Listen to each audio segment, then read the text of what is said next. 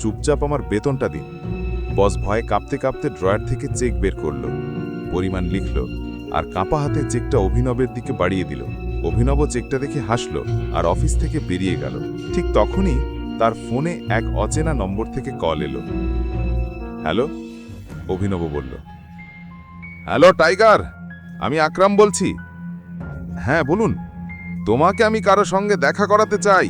সে আমাদের মাফিয়া দুনিয়ার খুব বড় নাম, তোমার বাবার আর আমার ঘনিষ্ঠ বন্ধু বলরাজ। আমি চাই বলরাজ জানুক যে টাইগার ফিরে এসেছে।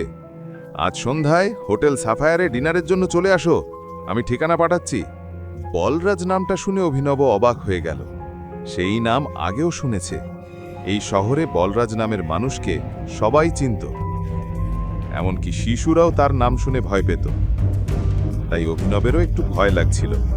যার সঙ্গে দেখা করতে সে ভয় পাচ্ছিল, আসলে অভিনব হতে চলেছিল তারই নতুন বস। তুমি কি সত্যিই মনে করো আমার বলরাজজির সাথে দেখা করা উচিত? এখন অভিনব আকরামকে এটা জিজ্ঞেস করল। সে এখনো বলরাজ নামটা শুনে কাঁপছিল।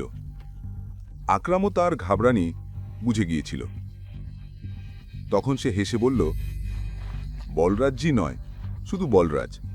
তুমি টাইগার, আর জঙ্গলের সব জন্তু টাইগারের নামের সাথে জি লাগায়, কিন্তু টাইগার কারোর নামের সাথে জি লাগায় না। চলো, দেখা হবে সন্ধ্যায়। এতটুকু বলে আকরাম ফোনটা রেখে দিল, আর মুহূর্তের মধ্যেই অভিনবকে ঠিকানা পাঠিয়ে দিল। সন্ধ্যায় অভিনব হোটেল স্যাফায়ারে যাওয়ার জন্য তৈরি হতে শুরু করল। সে সাদা রঙের শার্ট আর কালো প্যান্ট পরে নিল। অভিনবের কাছে পড়ার মতো এর থেকে ভালো আর কিছু ছিল না।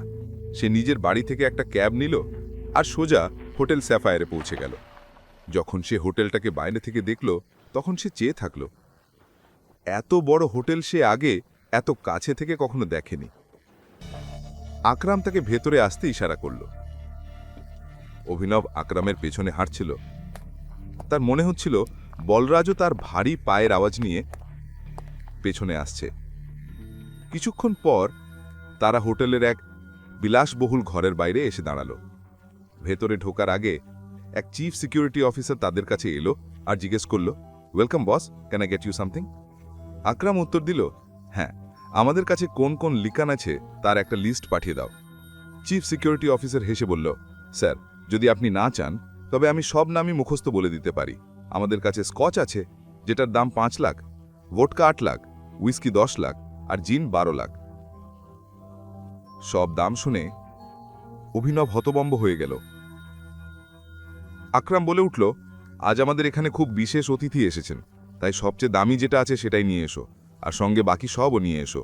চিফ সিকিউরিটি অফিসার মাথা নেড়ে বলল, আন্ডারস্টুড স্যার। তারপর সে সেখান থেকে চলে গেল।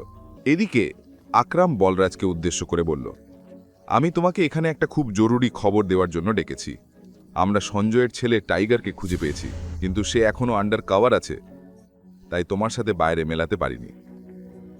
আকরাম এতটা বলতেই দুইজন চিফ সিকিউরিটি অফিসার ভেতরে এসে ওয়াইন আর অন্যান্য জিনিস টেবিলে রাখল। চিফ সিকিউরিটি অফিসার জিজ্ঞেস করল, এনিথিং এলস স্যার? আকরাম মাথা নেড়ে বলল, না। তারপর তাদের চলে যেতে ইশারা করল। দুজন অফিসার সেখান থেকে বেরিয়ে গেল। এদিকে বলরাজ বোতলটা তুলে নিজের গ্লাসে ঢালতে শুরু করল। বোতলটা নামিয়ে রেখে একবার অভিনবের দিকে তাকালো আর বলল, তাহলে এটাই আমাদের টাইগার? বলরাজ বলল আর গ্লাস ঠোঁটে লাগালো।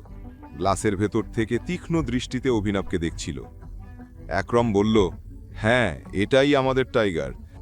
আমি চাইছিলাম সে আমাদের টিমের বড় বড় সদস্যদের সাথে দেখা করুক। একবার সবাইকে দেখার পর যেভাবে এগোনো দরকার সেইভাবে আমাদের টিমকে টাইগারই লিড করবে। বলরাজ হেসে বলল, সো একরম, কিন্তু আমার একটু হাসি পাচ্ছে। মাফ করো বন্ধু, তবে সব কথা তুমিই বলছো। আমাদের টাইগার কি গঙ্গা নাকি? একরম তৎক্ষণাৎ বলল, তোমার টাইগারকে নিয়ে এভাবে কথা বলা উচিত নয়। এটা শুনে অভিনব হেসে ফেলল। অভিনব হেসে বলল, আমাকে তোমার কথা বলা ভালো লেগেছে। তুমি বস হতে পারো, কিন্তু ভুলে যেও না তুমি কার সামনে বসে আছো। আমি টাইগার, আর আমি বোবা নই। আমি এসেছি আমার গদি নিতে। শুধু একরমের প্রশংসায় কাজ চলবে না বন্ধু। আমি আশা করিনি তুমি এভাবে বলবে। তুমি বলছো প্রমাণ দিতে হবে। ঠিক আছে, আমি তোমাকে চ্যালেঞ্জ দিচ্ছি। এটা শুনে একরমের কান খাড়া হয়ে গেল। সে জানতো বলরাজ এবার কি করবে। বলরাজ কঠিন স্বরে বলল, যদি হারো তবে ভুলে যেও তুমি টাইগার।